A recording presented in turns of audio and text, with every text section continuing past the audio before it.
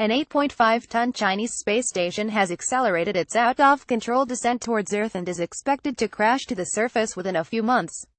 The Tiangong-1 or Heavenly Palace lab was launched in 2011 and described as a potent political symbol of China, part of an ambitious scientific push to turn China into a space superpower.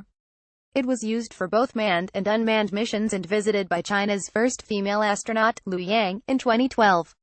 But in 2016, after months of speculation, Chinese officials confirmed they had lost control of the space station and it would crash to Earth in 2017 or 2018.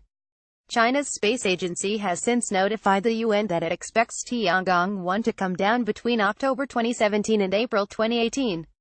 Since then, the station's orbit has been steadily decaying.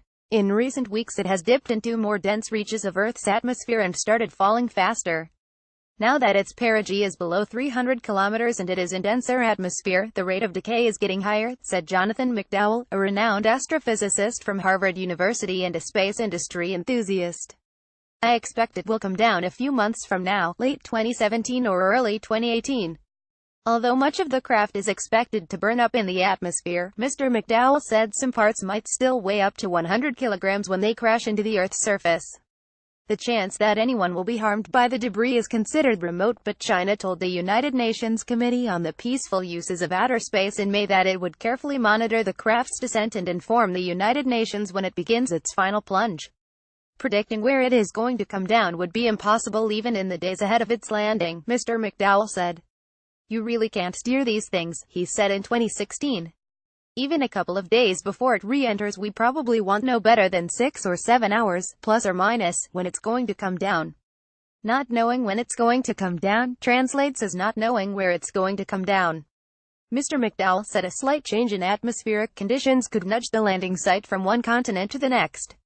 There have been many uncontrolled re-entries of larger spacecraft and none have ever been reported to have caused injuries to people.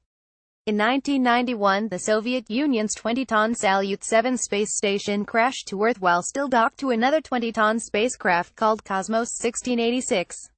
They broke up over Argentina, scattering debris over the town of Capitan Bermudez.